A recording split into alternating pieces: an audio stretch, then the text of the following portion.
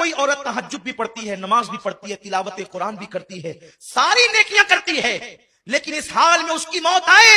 कि उसका शौहर उससे नाराज है, अल्लाह के रसूल फरमाते हैं ऐसी औरत जहन्नम में जाएगी। नमाज पढ़ने के बावजूद जहन्नम में जाएगी, रोजा रखने के बावजूद जहन्नम में जाएगी, क्योंकि उसने अपने शौहर को नाराज किया। बल्कि यहां तक मेरे रसूल ने फरमाया कोई औरत तंदूर पर रोटी डाल चुकी हो, उस जमाने में तवे नहीं थे यानी कि जैसे आज हैं, तंदूर पर रोटियां पकती थी। आका फरमाते कोई औरत तंदूर पर रोटी डाल चुकी हो और उसका शौहर उसे अपनी जरूरत के लिए बुलाए, क्योंकि महफिल में सभी लोग हैं, मैं बहुत हया के पर्दे में हदीस पढ़ रहा हूं,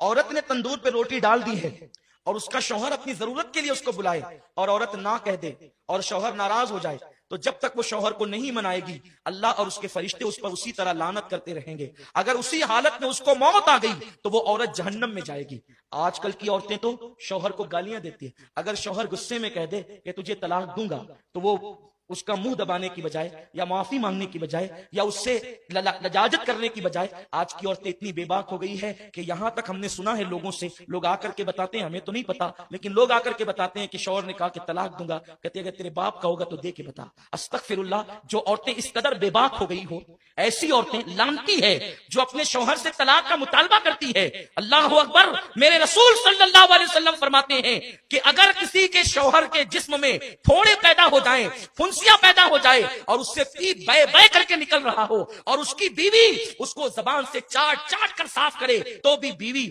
अपने शौहर का हक अदा नहीं कर सकती। शौहर का हक यह है बीवी पर कि अगर शौहर के बदन के जख्म को वो जबान से चाट कर साफ करे तो भी हक अदा नहीं कर सकती। और अल्लाह के रसूल सल्लल्लाहु अलैहि वसल्लम फरमाते हैं अगर मैं अल्लाह के सिवा किसी को सजदा करने की इजाजत देता तो मैं औरतों को कहता कि वो अपने शौहर को सजदा करे, लेकिन चूंकि गैरुल्लाह को सजदा जायज नहीं इसलिए औरतों को इजाजत नहीं, लेकिन औरत अपनी हर खुशी को अपने शौहर की खुशी पे कुर्बान कर दे। अल्लाह अकबर, अगर शौहर कह दे तुमने स्टोर नहीं जाना तो वो दिन भर औरतों का मूड ऑफ हो जाता है। शौहर कह दे तुमने माँ के यहाँ नहीं जाना तो झगड़ा करने लगती है औरतें।